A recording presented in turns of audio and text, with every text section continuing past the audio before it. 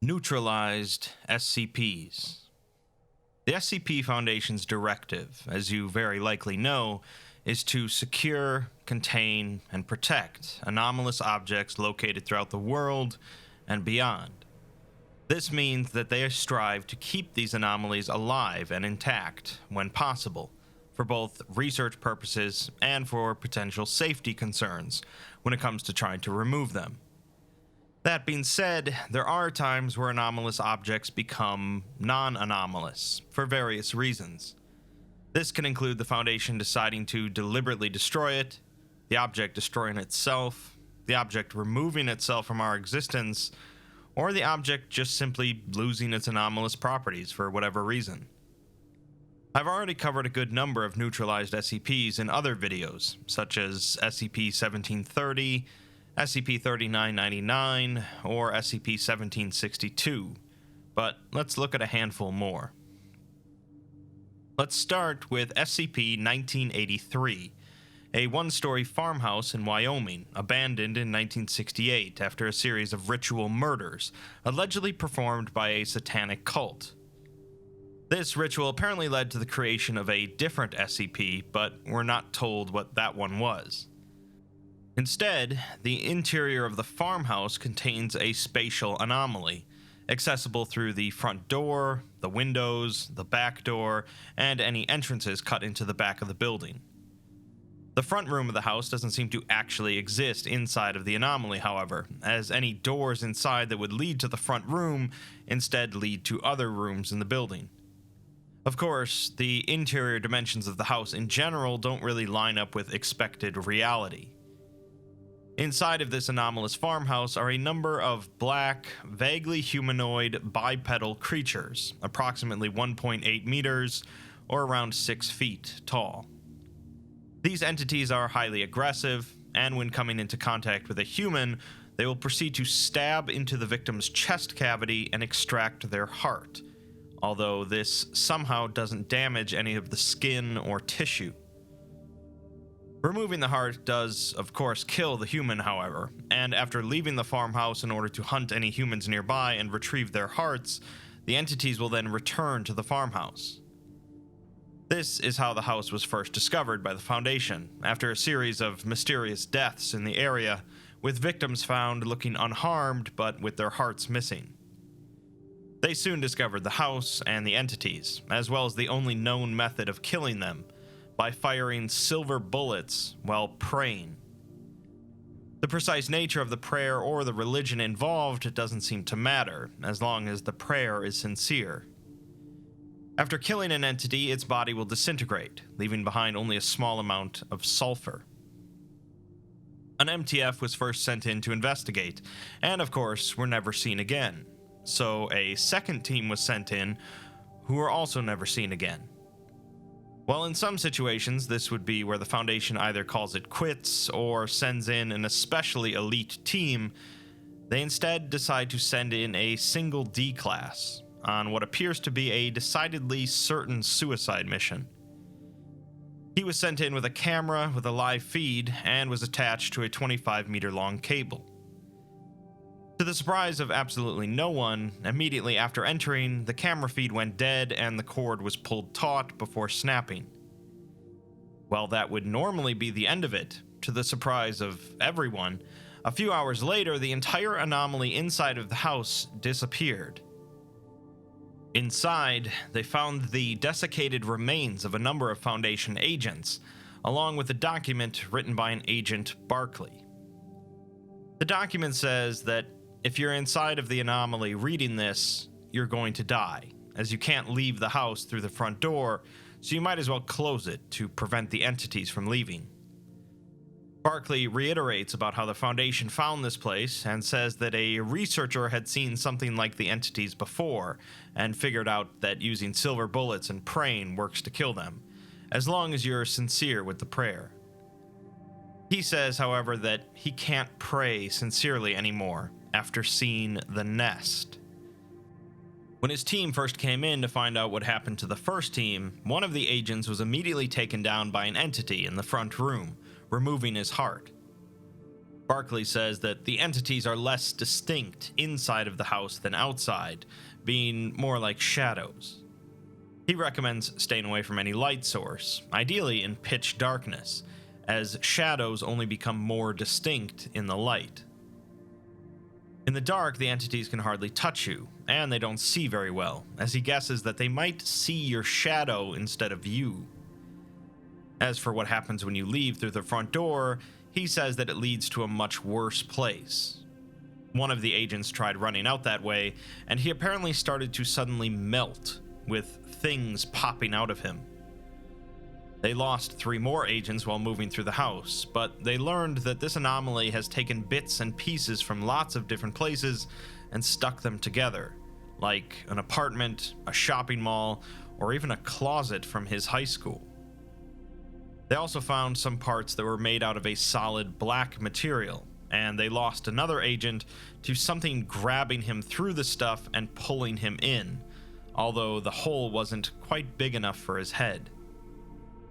Barkley never found a way out, as any door that seems to lead out just leads to a different room, but he suspects that there might be other doors that lead into this anomaly rather than just the farmhouse.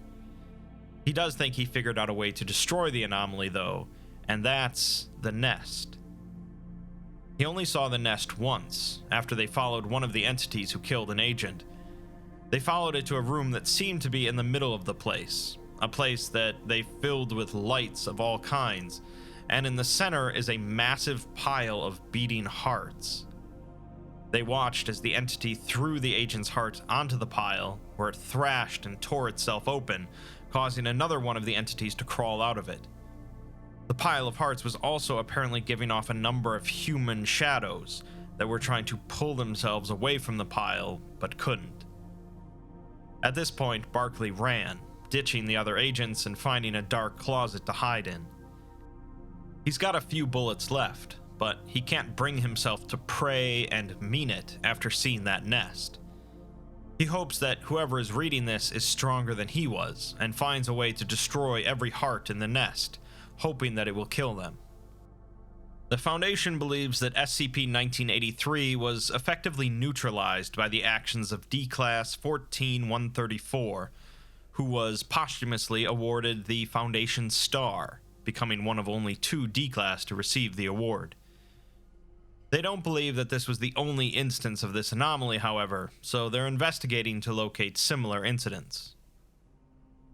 Well, it's not too often a D-Class is responsible for neutralizing an SCP, and what's more, receiving an award for doing so, even if he wasn't alive to accept it.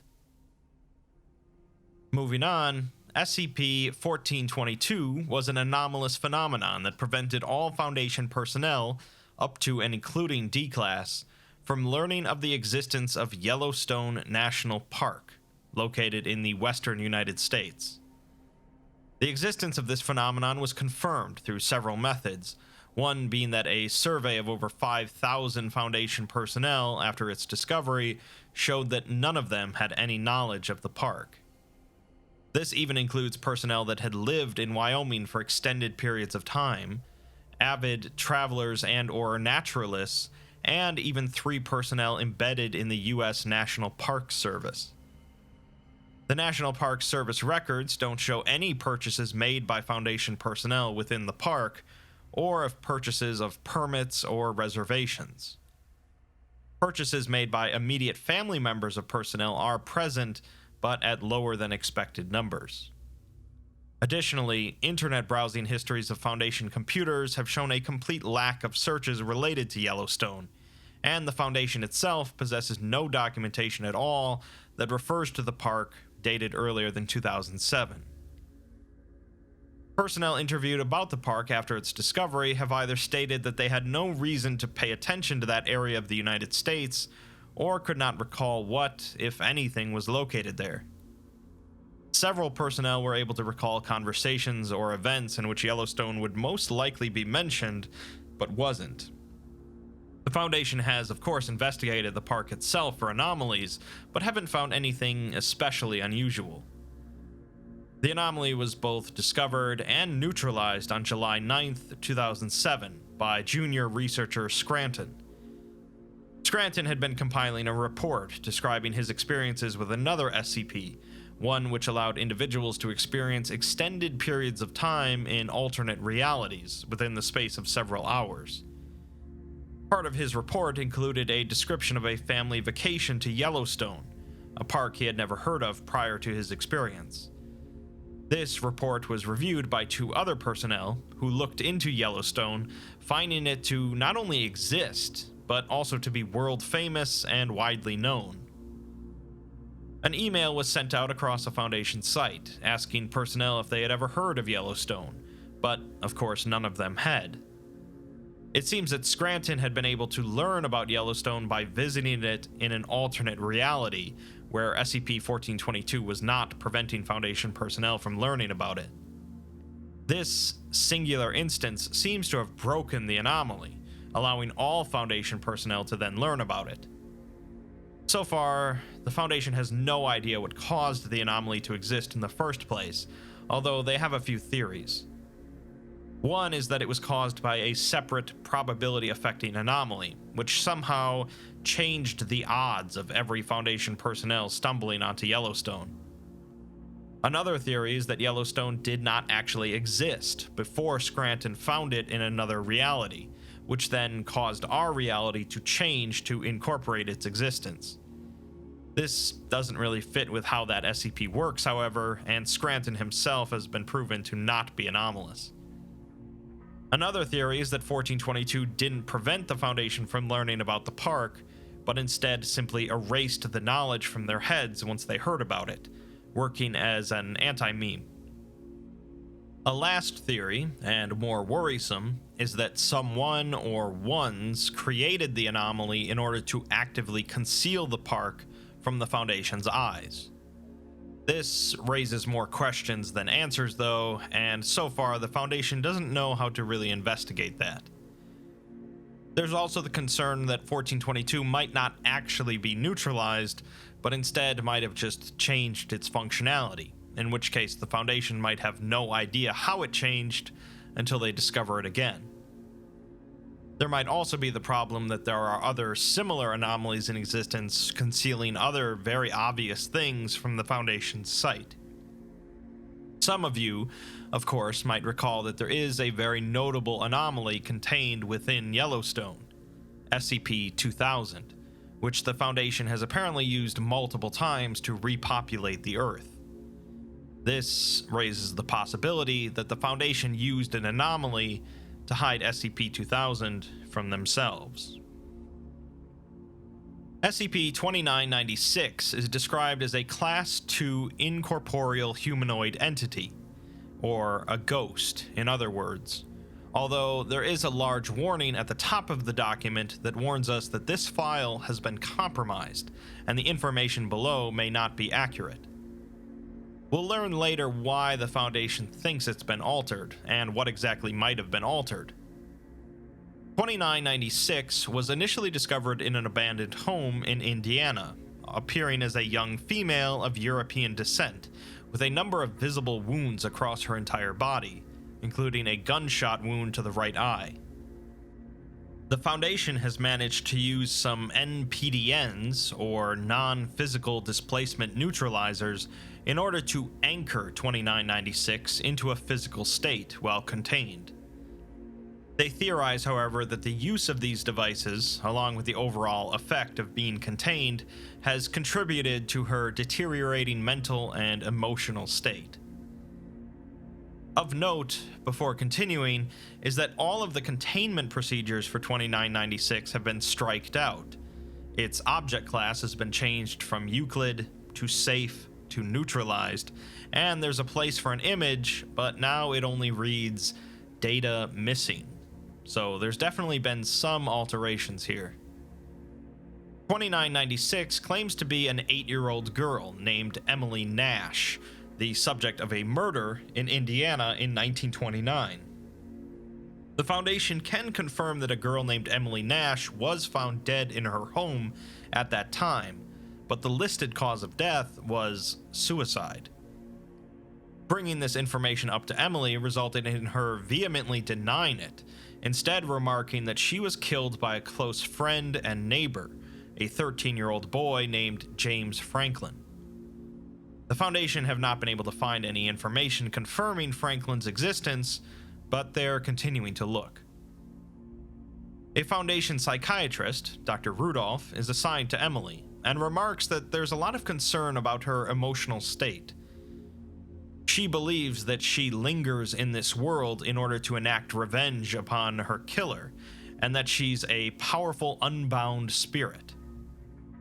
The conflicting information being presented to her and the fact that she's currently not unbound is worsening her state, leading to depression and suicidal thoughts. Obviously, a ghost with suicidal thoughts is pretty uncommon.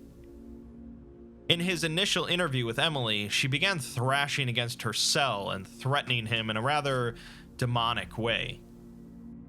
In a later interview, she continued to speak in this manner, treating him with disdain and saying that she has no interest in speaking with him, and she won't stop until she squeezes the life out of her murderer's throat.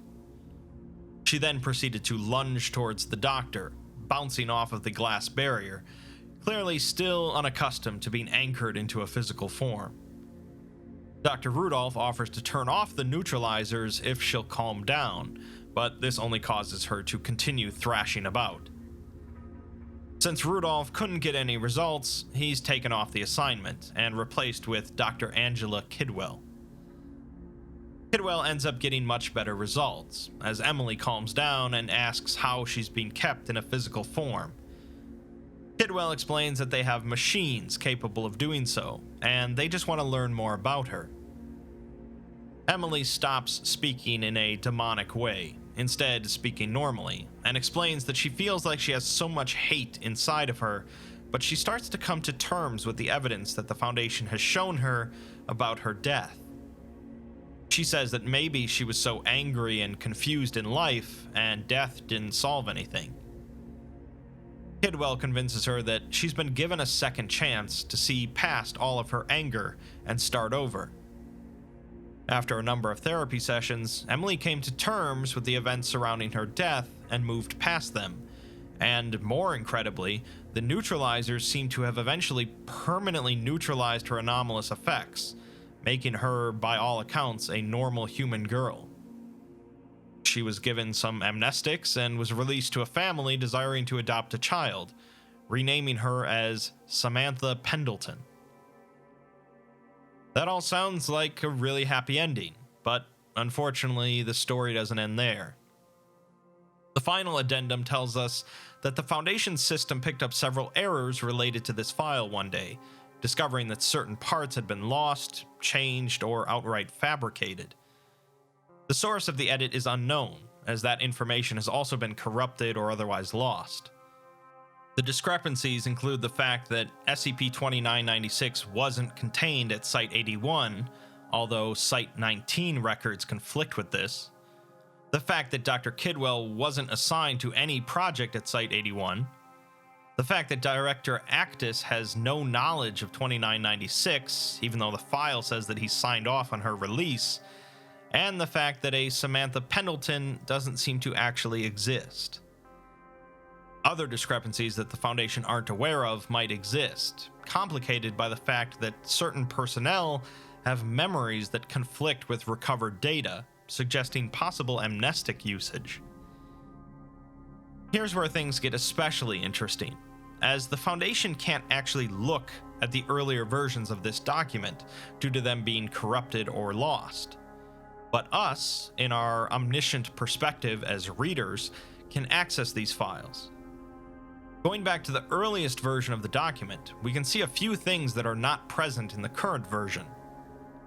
One is that a physical evaluation was performed on Emily by a Dr. J. Franklin. The results of this evaluation are entirely redacted, but we can see that he performed a visual examination, ran some blood work, did an internal examination, and performed a vivisectomy. In an interview with Dr. Kidwell the following day, they both stayed silent for a few minutes before Kidwell says that there was a mistake, as that was not the doctor who was supposed to perform the exam. Emily responds that Kidwell convinced her of something that wasn't real and tried to put out her hatred and convince her she was crazy. Kidwell says that they're going to find him and that she's so sorry. Director Actus then put out a general alert to Site-81, informing them that a rogue individual going by the name of J. Franklin infiltrated the site and is assumed to be responsible for the disappearance of 3 doctors and 4 nurses. This individual is currently believed to be an anomalous humanoid entity. This individual is also wanted by the Ethics Committee for performing an illegal vivisection on a conscious, sapient humanoid entity, meaning that Emily was awake during the procedure. He's assumed to be armed and dangerous. So not only did this individual sneak into the Foundation, torture a girl, and cause the disappearance of 7 other personnel, he also managed to completely edit the file to hide his tracks. This individual has apparently been pursuing Emily for decades, and thanks to the Foundation giving Emily a physical form again, he was able to reenact the torture that led to her death in the first place. Her current whereabouts are unknown, as we can't be sure what Franklin did to her after altering the file, but it seems as if the Foundation has no idea where she is. Let's finish with SCP-2682, an object similar to a Korean raspberry in appearance, although it's purple in color. The object is attached to some fly paper, although there doesn't seem to be anything anomalous about that aspect.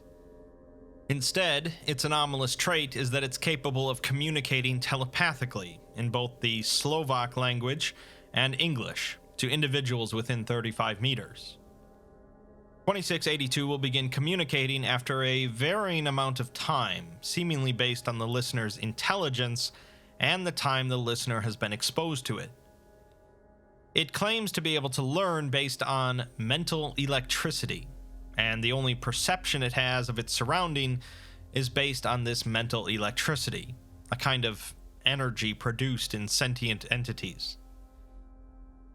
Although the object seems to resemble a fruit, it's not observable from certain angles, and sometimes will disappear from view for a few seconds. Looking at it under a microscope shows only empty space, and physically interacting with it will cause unpredictable and typically dangerous reactions in the subject. It was first discovered in a hardware store in Kiev, Ukraine, where employees of the store reported hearing sounds comparable to television static and unintelligible words, although patrons of the store didn't report hearing anything strange. In Foundation testing, a D-Class was told to place his finger on the object, resulting in him being, in their words, spaghettified, while being pulled into the fruit. This took place over the course of less than a second, and it's believed to have killed the testing subject due to the organic matter left behind. Another D-Class was told to touch the object with a copper rod, resulting in the D-Class and the rod disappearing, being replaced with a single croissant. Realizing they're not getting anywhere with that approach, they instead place a common red squirrel in the cell with the object.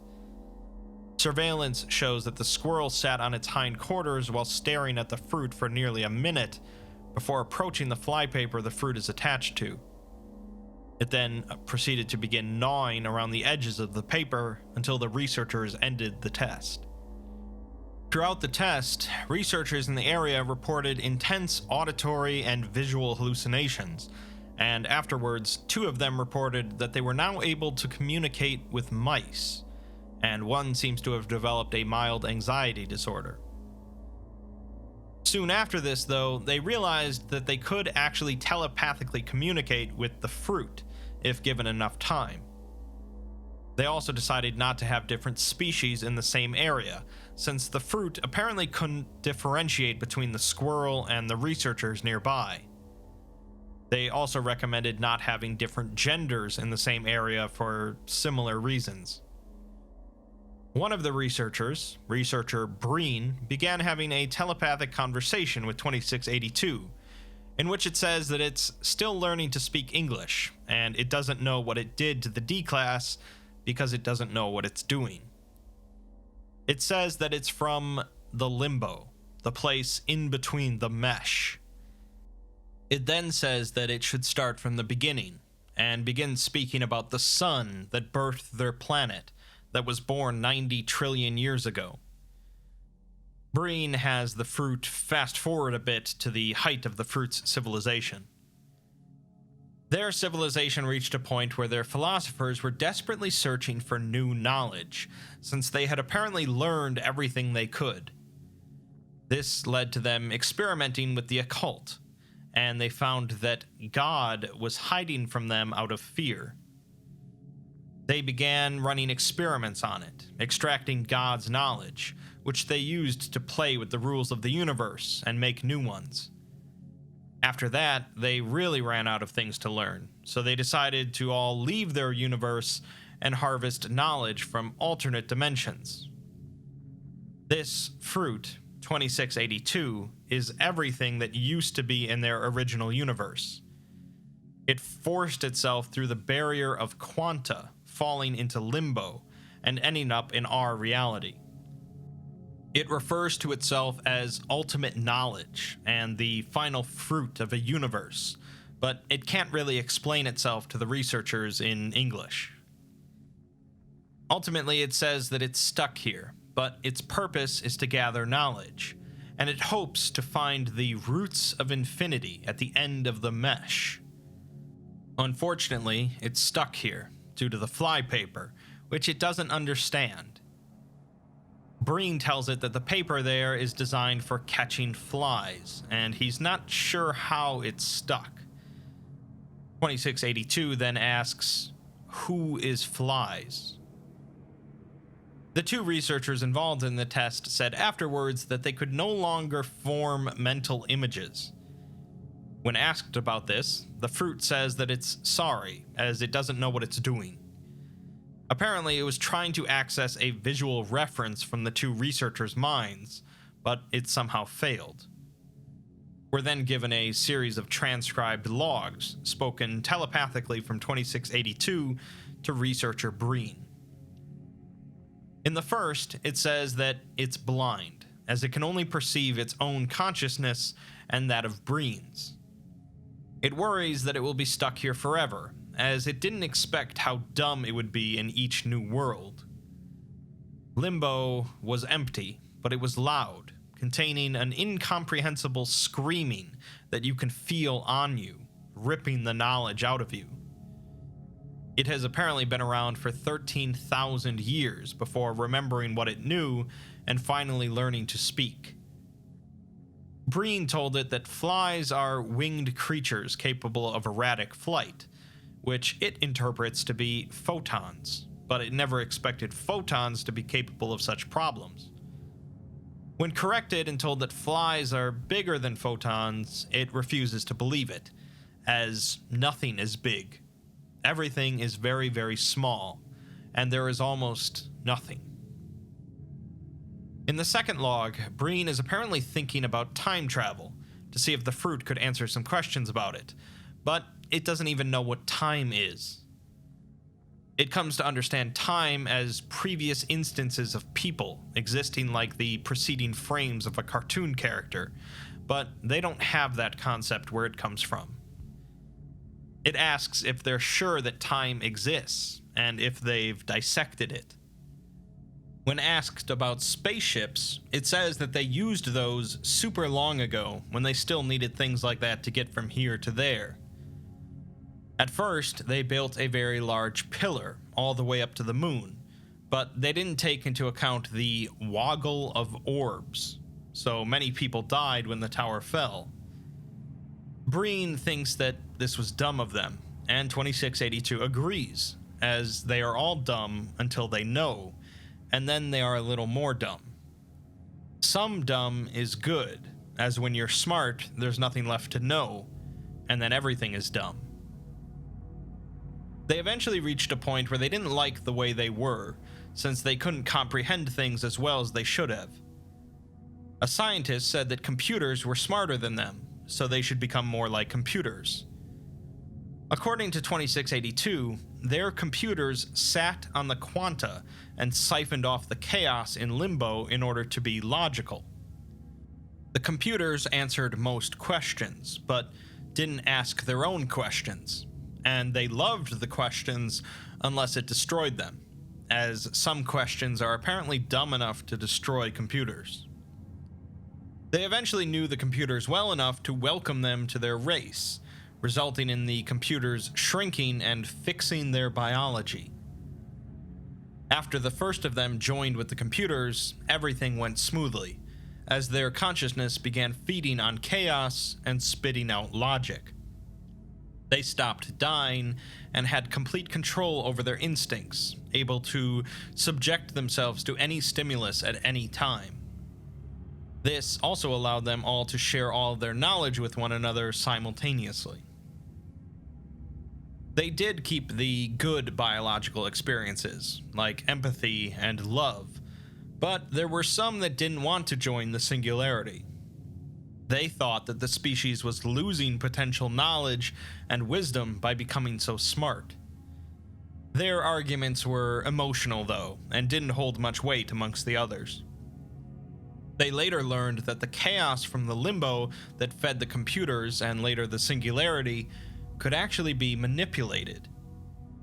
They managed to use this chaos to build new things and continue to alter themselves. They gained complete control over their physicality, and 2682 recalls one instance of themselves flying through space and through suns while talking to their friends on Earth all the while. Breen remarks on its usage of the word Earth, but it says that it's just learning based on Breen's knowledge of English, treating Earth as a word for a homeworld. The things it's saying sound relatable, but that's just because it's utilizing our understanding and words to express concepts. Moving on, it says that one of their species found God during a holiday while gliding along the barrier of quanta. It was in a very small form at the time, as it liked to play with the photons, but suddenly it became stuck in something, the mesh. As soon as it became stuck, all other members of the species became aware of it and converged on that point. There was some sort of hole in space-time, which one of them entered, finding a thing in the shape of a hawk, cowering. This was God, apparently, although again it's just borrowing our words and concepts for some sort of higher being, which it says was like them, but somehow even more advanced. Interacting with him caused strange things to happen to them, and absorbing his knowledge was problematic. Many of them died simply making contact with him, but after some time they learned how to cause him pain, and he gave in. This destroyed him in the process, although they have innate knowledge that he still exists somewhere. They learned from God that there were still things beyond the universe, memories of his creation, the origin of chaos and infinity, and weird, screaming things. They ended up finding one other hole in space, and there was a debate about what would happen to them by going into it. Some expected what actually happened to 2682, while others were sure that they would simply cease to exist.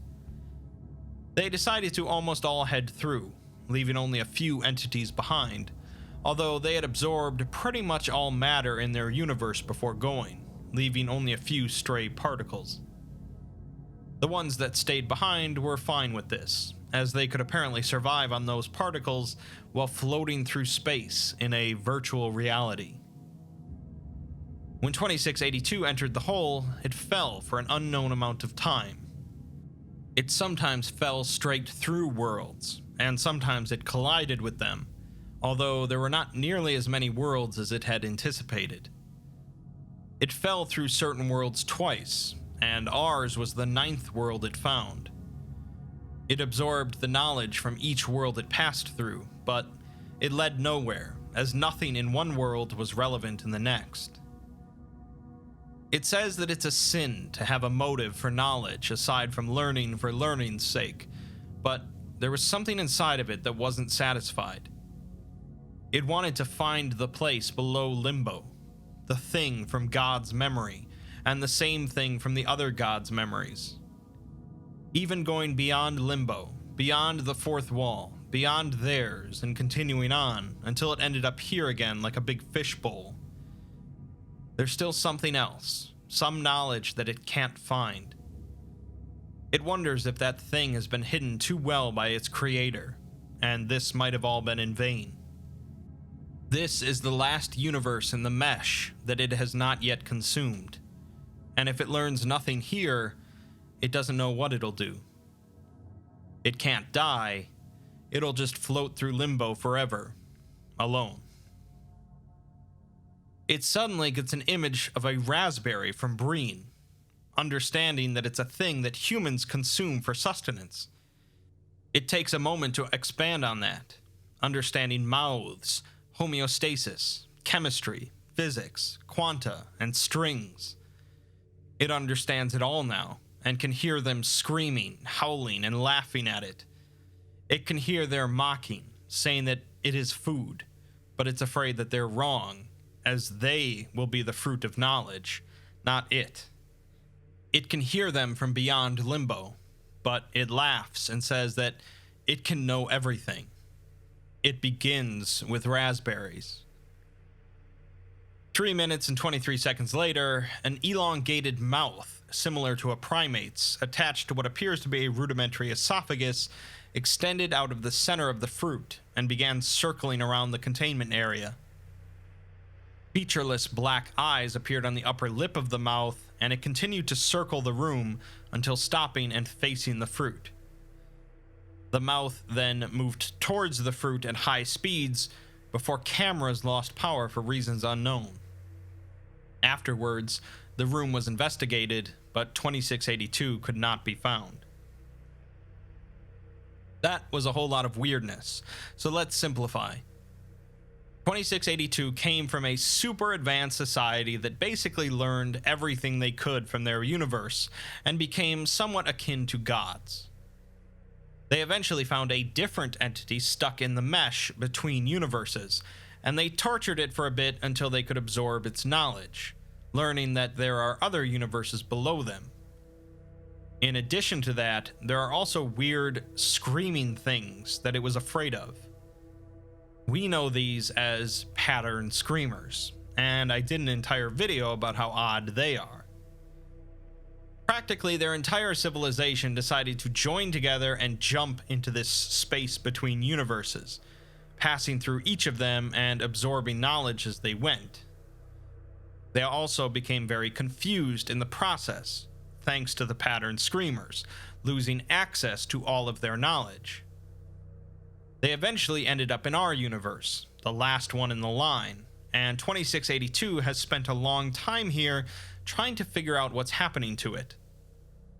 It apparently took the form of a fruit because it refers to itself as the final fruit of the universe, thus causing us to see it as a fruit, although under a microscope it's just empty space.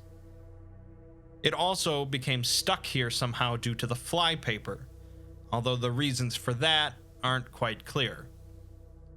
It eventually fed off of enough of the researcher's mental electricity to regain all of its knowledge, forming a mouth to consume itself, thus freeing it from the flypaper.